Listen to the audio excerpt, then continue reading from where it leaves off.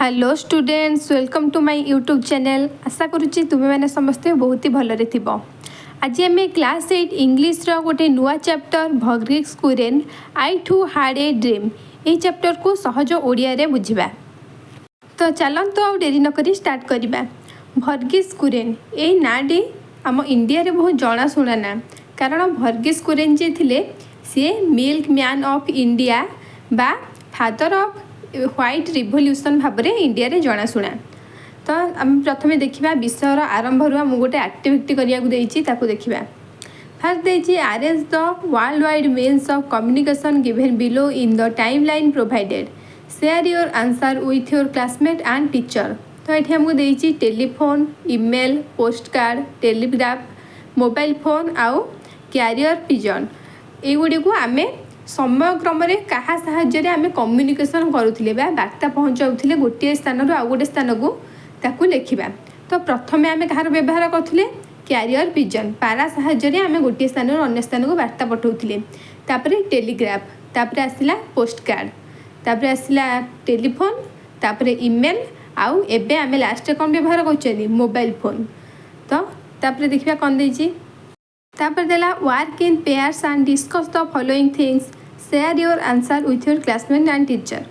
First question the reason for change in the means of communication over the year. तो कारण कौन कौन पाई communication वार्ता कर माध्यम गुड़िक एमती बदली चली कारण कौन हम। तो means of communication change because people wanted faster, easier, cheaper and more convenience way to communicate over long distance. तो लोक मैंने दिन को दिन भाव में चाहते केमी कम्युनिकेशनटा जल्दी जल्दी हो आउ ये सहज हो आउ केमी चिपर मा कम दाम रे आम किपरि करिपरिबा। तो से माध्यम गुड़िक धीरे धीरे बदली बदली चली। तापर सेकेंड नंबर क्वेश्चन देला the means of communication that you prefer to use and the reason for your choice. तो तुम्हें क्या साहाय्य कथबार्ता करने चाहूच बा कम्युनिकेट करने को चाहूच। आंसर हो I prefer mobile phone because they are fast and convenience. We can make call, send message, use mail and communicate with people anywhere. तो मु कौन चॉइस करी मु मोबाइल फोन को चॉइस करी कारण मोबाइल फोन साहाय्य आम जन को शीघ्र कॉल करिपरिबा, मेसेज करिपरिबा, मेल पठै परिबा आउ जोठी थाइकी भी आम करिपरिबा। तापर 3 नंबर क्वेश्चन देला communication through social media its benefit and precaution that one should take against its misuse.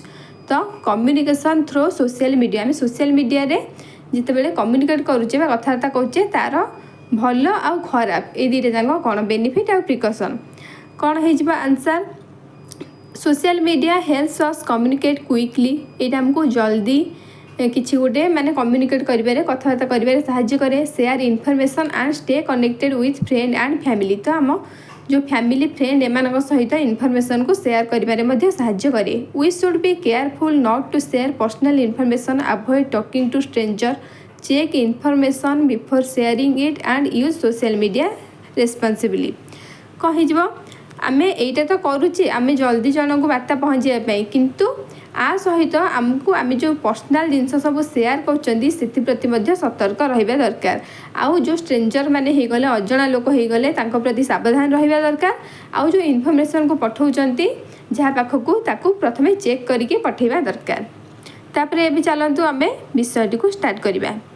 आमर ये चैप्टरटा हेउची पूरा गोटे लेटर। को लेटर ना भर्गीज कुरेन पठेइचंती तांको ग्रांडसन को पाखक ये लेटरटा। तो ग्रांडसन का ना हूँ सिद्धार्थ। से कहते माय डियर सिद्धार्थ, मोर प्रिय सिद्धार्थ,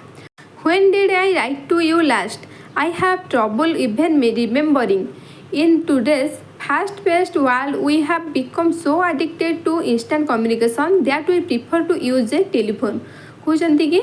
मु तुमको केबे लास्ट लिखी चिट्ठी सेटा मोर मने नाही आउ मोर तो ये मन पड़े भी बहुत असुविधा होची माने मु किछि जिंस मन रखी पारुनी।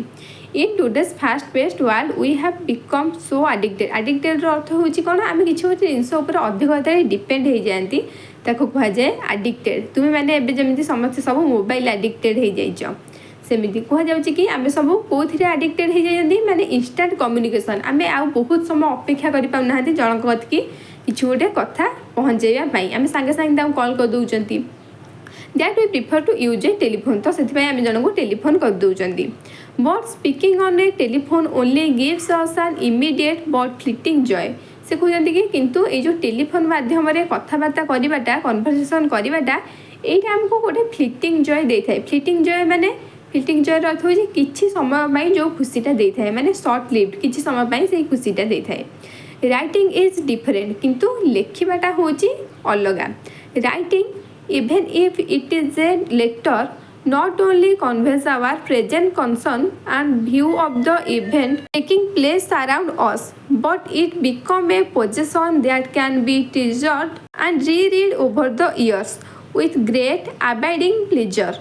सेठी कहते कि किंतु आम जब गोटे लेटरटे लिखुंट ताहले सेटा केवल वर्तमान बा किछि समय आमको खुशी दे न थाए सेटा को आम साइतिकी रखी थांती आउ सेटा कौन करे एमती कि किछि वर्ष पर भी ताकू पढ़िले आम से बहुत खुशी पाई थांती अबाइडिंग प्लेजर अर्थ कौन a feeling of happiness that continue for a long time माने बहुत समय पर्यंत से खुशीटा चली थाए तापरे कहउचंती you may not wish to read it all right away but perhaps a couple of decades or more from now you will pick up the jotting of mine again and they will give you a deeper understanding of what I have done and the reason I pursue a life of serving to our nation's farmer. Verghese Kurien एठी तांको नाती को कहउचंती कि तुमे हुए तो ये लेटरटी एबे न पढ़ी पार किंतु 10 वर्ष हो कि जेते वर्ष हो तुमे ता परे जेबे भी लेटरटी पढ़िबो एथिरे मु लिखिदिबा संक्षिप्त भाबरे मोर जो थिबा नोट को बा ताको कहे जटिंग मो जो संक्षिप्त भाव थी नोट को तुम्हें जिते भी पढ़ तुम्हें जापर जे यहाँ बुझीपार जे मु कौन कम करी भी तुम्हें जापर जे कि मु मो जीवन को कहीं आम देशर फार्मर मान पछरे लगे आम देशर कृषक मान पछरे कपाई लगे तापर कहते you will then discover in them a valuable reminder of the days before just before the world enter the 21st century आउ 21 शताब्दी पूर्वर आम देश किपरि थिला सेटा को मध्य तुमे मन पकई पारिबो and you may want to share my memories with those of your generation or even younger to provide a glimpse of the world your grandparents live in and new आउ एटा विषय कहउचंती कि तमे तम सांग मानकू किबा तम जेनेरेशन रे थिबा जो लोक मानकू एटा भी माने कहि परिबो जे कोन कहि परिबो to provide a glimpse of the world your grandparents live in and new कि तुम जेजेबापा जो थिले सीए तांको मुहूर्त रे केमिति सबु आम ए दुनियाटा थिला आउ से माने केमिति सबु बंचुथिले से माने केमिति सबु जिनिस को जानिचंती सेटा मध्ये तुमे तुम पीढ़ीर लोक मानकू कहि परिबो I started my working life soon after our country become independent कहते कि मु मोर जो कर्ममय जीवनटा को केबे आरंभ करी ना आम देश स्वाधीन होगा परे परे The noble task is those days was to contribute in whatever way we could towards building an India of our dreams, a nation where our people would not only hold their head high in freedom but would be free from hunger and poverty. कहते कि से समय सब मुख्य काम बा Nobel task कौन थिला ना एया थिला कि तुम्हें किछि भी काम कर किछि भी कंट्रीब्यूट कर नेशन को जो तुम्हें स्वप्नर भारत माने गठित कर माने किछि भी तुम कंट्रीब्यूट कर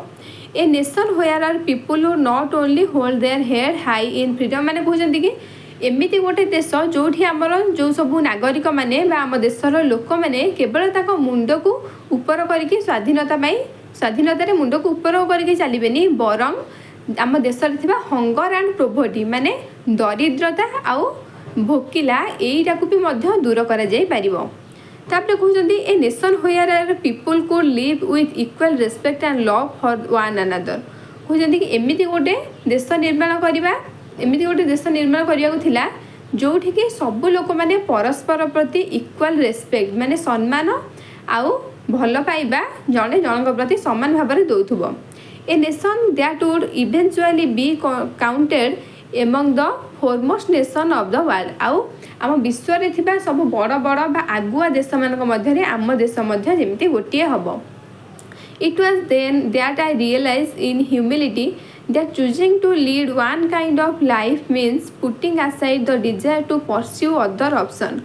तो एठी वर्गेस कुरियन एया कहउछन्ती कि मु तापर एया रियलाइज कली कि कौन रियलाइज कली इन ह्यूमिलिटी। ह्यूमिलिटी अर्थ कौन हो कौन कौन ना मॉडेस्टी बा क्वालिटी ऑफ बीइंग हम्बल माने से हम्बल सहित माने नम्रतार सहित सी या चिंता कले कि गोटे जिनस को आम गोटे स्वप्न को पूरण करने को हेले आउ गोटे को आमको छाड़ा पड़ो। This transformation took place within me 50 years ago. आउ ये ट्रांसफॉर्मेशनटा मो मध्य ये परिवर्तनटा देखाई 50 वर्ष पूर्वे। When I agreed to work for a small cooperative of dairy farmer who were trying to gain control over their lives। जितेबले कि मु राजी हो जाइए गोटे छोट जगार थी डायरी फार्मर मान सहित काम करने। To be quite honest service to our nation's farmer was not the cheer I had envisioned for my life. कहते कि मुझे पूरा सत कथा कहूँ जे मुझे हेले भी भाभी नी एनविजन माने कौन माने इमेजिन करवा भाविबा मुझे केबे भाभी नी जे मो क्यारियर रे माने आग को जाइकी मु आम देशर फार्मर मान सहित मु काम करी बोली। But somehow a series of event swept me along and put me in a certain time with a choice that to transform my life.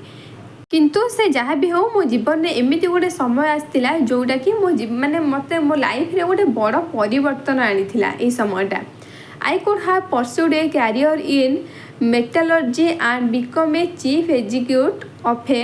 Large company. Verghese Kurien यह कहते कि मु कौन करि ना मु मेटालर्जी रे मो कैरियर बनै पारथांदी बा मु गोटे बड़ ऑफिस रे चीफ एग्जीक्यूटिव हो पारथांदी। और opted for a commission in the Indian Army and may be retired as a general। किंबा मु एटा ही पारथांदी कि मु इंडियन आर्मी रे जाई पारथांदी आउ शेष रे गोटे माने जनरल हे कि रिटायर हेतांदी। और I could have left for the US and gone to become a highly successful NRI. किंबा मु यूएस पढ़ाई थांदी आउ सेठु गोटे successful NRI hey पारथांदी Madhya. Etah I choose none of this because somewhere deep down I knew I could make a more meaningful contribution to by working here in Annam Gujarat। किंतु से कहले कि मु एसब को किसी बाछिली नहीं ता बदल रे मु एमिति गोटे कैरियर को बाछिली जोटा कि एठी रही कि मध्य माने से कोठी रहउतले आनंद गुजरात रे गोटे जगह थिले आनंद कहले एठी रही कि मध्य मु मो देश पई किसी कंट्रीब्यूट करि परिबी देश पई किसी देई परिबी। तापरे कह गला your grandmother to made an important choice. तुमर जो जेजेमा थिले जे सी बहुत बड़ अवदान अच्छी बा सी गोटे बहुत बड़ डिसीजन नहीं। She knew in those days life in Anand could not offer even the simple comfort that we take for granted today. सी एटा जानी थिले कि आनंद रे रही गुजरात से जो जगह थिले आनंद सेठिकिना रही आम एवं जमी बंचुचे माने दैनंदिन जीवन में जहाँ जहाँ सब आवश्यक गोटे कंफर्ट लाइफ रे रही सेटा सेठी रही केबे हेले मध्य हेई पारि नथांता। However she ardently supported my choice to live and work in Anand. से जहाँ भी हो सी एसबू सत्य मध्य से मते सपोर्ट करथिले आ मो सहित रहिबाकू स्थिर करथिले। आर्डेंटली सपोर्टेड माने आम जन पूरा मन भितर स्ट्रॉन्ग फीलिंग्स सहित सपोर्ट करवा सेटा हुआ जाए आर्डेंटली। तापरे कहगला that choice of your grandmother to stand by me has given me an everlasting strength always ensuring that I shoulder my responsibility with poise. Verghese Kurien एठी कहउछन्ती कि तुम जेजेमांकर ए जो डिसीजनटा थिला माने सब बेले मते सपोर्ट करबा मो साइड रे ठिया हबा मो सहित ठिया हवा यहाँ मत गोटे बहुत बड़ शक्ति दिए मत गोटे बहुत बड़ स्ट्रेंथ दिए। आउ मु कौन करें मुझे मो जो रेस्पॉन्सिबिलिटी थिला मो जो देश कर्तव्य थिला से मु पूरा कॉन्फिडेंट थी बा पॉइज थी। पॉइजर अर्थ कौन आम जो शांत मनरे किसी गोटे निर्दिष्ट माने हम बोली स्थिर कर दे था कह जाए पॉइज। तापर देला whenever I have received any recognition for my contribution toward the progress of our country, I always emphasize that it is a recognition of the achievement of many people with whom I had a privilege to be associated with। कहले कि मु किछि भी जो receive करी recognition माने मते समस्ते जानी आउ मु देश पई जो कंट्रीब्यूशन दे पारिछि सेटा सब कोन पई संभव हो पारिछि मो जो साथी माने थिले मो सहित जो लोक माने थिले तांको मानक पई मध्य संभव हो पारिछि। I would like to stress even more strongly that my contribution have been possible only because I have constantly adhered to certain value. कहले कि मु एटा मध्य आ ऊपर मध्य जोर देबी कि मोर जो कामटा थिला एइथिपाई सफल हो पाइला कि मु गोटे निर्दिष्ट संस्कार उपरे बा भैल्यू उपरे कंसिस्टेंट थिली बा स्थिर थिली आउ आढेर अर्थ कौन टू कंटिन्यू टू सपोर्ट माने एटा मध्य कंटिन्यू थिला ए जो निश्चित भैल्यूटा बा ए जो संस्कारटा value that I have inherited from my parents and other family elder कहते कि ये जो संस्कारटा मुझे कौटू शिखी मो पेरेंट्स मानक शिखी अभिभावक शिखी आउ आम फैमिली मेंबर रे जो अन्य सब गुरुजन मैंने पाखु शिखी value that I saw in my mentor and supporter आउ मो जो मेंटर थिले मोर सपोर्टर थिले तांको मानक ठारे मध्य मु संस्कारटा देखिथिली हियर इन आनंद माने आनंद रे किए थिले दा तांको नाटा हला त्रिभुवनंद Patel I have often spoken in integrity as the most important of these value, realizing that integrity and personal integrity are that is being honest to yourself. कहले कि ये सब भितर जे जेतिक भैल्यू अच्छी जेतिक संस्कार अच्छी भितर सबुठ गुरुत्वपूर्ण कौटा को मुझे ना इंटीग्रिटी को इंटीग्रिटी कौन इंटीग्रिटी हूँ honest and strong moral honest अर्थ कौन अनेस्ट अर्थ हूँ साधुता आम कि गोटे सचोट मन में जो कहुए साधुता बा इंटीग्रिटी तापर से कहते if you are always honest to your self it does not take much effort in always being honest with other जिते आम निज सहित प्रथमे सचोट होता बा आम निज सहित ऑनेस्ट होता यहाँ आमको अन्य मानक पाखरे ऑनेस्ट होगा अन्य मानक पाखरे सचोट होगा बेसी समय लगी न थाए माने से कहते कि यहाँ प्रथमे आम निज पाखर आरंभ करवा दरकार I am also learn what I am sure you too will find out some day कहले कि मुझे तुमको कहबी जोटा कि तुम्हें भी मध्य किसी इन भितर शिखिपार life is a privilege and to waste it would be wrong लाइफटा हूँ गोटे कौन लाइफटा गोटे प्रिविलेज कहते कि जीवनटा हूँ गोटे सौभाग्य आईटा को आम नष्ट करवा कथा नुह in living this privilege call life आउ ये जो सौभाग्यटा को बंचार ना हूँ जीवन you must accept responsibility for yourself always use your talent to the best of your ability and contribute somehow to the common good कहले कि तुम्हें सब बेले तुम रेस्पॉन्सिबिलिटी को बा तुमर जो माने कर्तव्य अच्छी ताकू सब बेले पूरण करने उचित ऑलवेज यूज योर टैलेंट तुमर जो क्षमता अच्छी ताकू सब बेले व्यवहार करने दरकार कौन पाई somehow to the common good माने किसी गोटे भल काम करने that common good will present itself to you in many form everyday आउ ये जो भल काम कर चान्सटा यहाँ आम पाखे सब बेले मैंने प्रति डे टू डे लाइफ रे आम पाखे मिलूची if you look around you will find there is a lot waiting to be done तुम्हें तुम्हें चारि पाख को देख तुम्हें देखा पाइब जे बहुत गुड़े जिनस अपेक्षा कर से कार्यटा हवाकू your friend may need some help तुम सांग हुए तो किसी साहाय्य दरकार करुथाइपारे your teacher could be looking for a volunteer तुम टीचर जे सी हुए तो कहीं जड़े स्वेच्छासेवी को खोजु थी पारती और the community you live in will need you to make a contribution आउ तुम्हें जो समाज रे रोच जो गोष्ठी रोच से तुमर किसी अवदान आशा करुथाइपारे I hope that you too will discover as I did मु भावुँ तुम्हें एमती किसी तुम लाइफ रे डिस्कवर कर जमी मुझे मैंने तुमर जो आवश्यकता अच्छी से तुम्हें कार्य करवा दरकार that failure is not about not succeeding rather it is about not putting in your best effort and not contributing however modestly to the common good कहते कि फेल्यूर बा असफलता सेटा नुह आम जिते हारी जाती असफलता हूँ सेटा जिते आम से करती ना से किसी कंट्रीब्यूट करती ना तो आम जो करना से आम सक्सेस केमी हवा आम आमर बेस्ट एफर्ट दे पार किंतु से आम सफल हवा कि नहीं कहीपरानी ताले से बेस्ट एफर्ट दबा सेटा ही आमर सफलता से केवल सफल हेले सेटा सफलता कहुना नहीं